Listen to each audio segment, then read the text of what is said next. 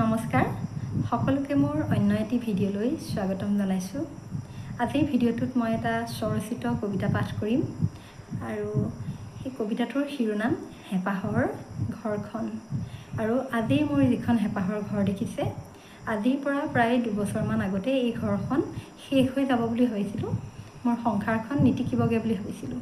পৰিস্থিতি তেতিয়া বৰ জটিল হৈছিল আৰু মই মোৰ মাৰ ঘৰত থাকিব লগা হৈছিল। আৰু তেতিয়া গুণগুণে তাৰ খেলা বস্তুবোৰলৈ, তাৰ ঘৰখনলৈ মনত পৰি যেতিয়া কান্দিছিল, তেতিয়া মই তাক সান্তনা দিছিলোঁ আৰু মোৰ নিজৰো মনত খুব দুখ লাগিছিল। আৰু তেতিয়া মই এই কবিতাটো লিখিছিলোঁ আৰু মই 2022 চনৰ 1 আগষ্টৰ দিনা ৰাতি প্ৰায় 12:30 মান বজাত কবিতাটো ফেচবুকত পোষ্ট কৰিছিলোঁ। আৰু আজি আপোনালোকৰ আগত সেই কবিতাটোকে পাঠ কৰি শুনাম বুলি ভাবিছোঁ। আৰু মোৰ আৰু ভালেমানকেইটা কবিতা আছে। যদি আপোনালোকৰ পৰা এইটো কবিতাত সঁহাৰি পাওঁ, তেন্তে বাকী কবিতাবোৰ আপোনালোকৰ আগত পাঠ কৰি শুনাম। এতিয়া কবিতাটোৰ মাজলৈ যাওঁ। কবিতাৰ শিৰোনাম হেঁপাহৰ ঘৰখন। হেঁপাহৰ ঘৰখন ক'ত জানো লীন হ'ল, কিজানি সৰাপাতৰ বুকুতে বিলীন হৈ গ'ল। শুন, তই দুখ নকৰিবি, পুনৰ সাজিম আপোন ঘৰখন।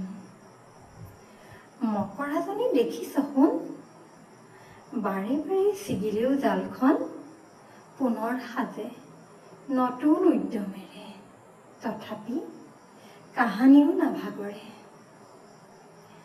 তোৰ খেলনাবোৰ, তোৰ পুতলাবোৰ নতুনকৈ কিনি দিম দে। তই অলপ ডাঙৰ হ দেই, চাইকেলখনো আনি দিম চলাবলৈ। পুনৰ সজাম ফুলনি বাগিচাখন, মোৰ ভাল লগা সকলো ফুলেই ৰুম। তই ভাল পোৱা তুলসীজোপাও ৰুম, দুয়ো মিলি ফুলবোৰৰ যতন ল'ম। শুন, তই যে জিদ ধৰিছিলি স্পীকাৰটো কিনি দিবলৈ, সেইটো চাগে এতিয়া নবজা হ'ল। আৰু এটা কিনি দিম দে। তই জনা নজনাকৈ গীতবোৰ গাবি আৰু মই তোৰ হাঁহি থকা মুখনিলৈ চাই হৃদয় জোৰাম, সুখবোৰ কাজলি ভৰাম।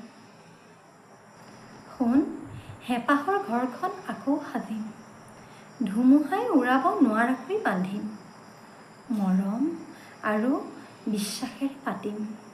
ধন্যবাদ।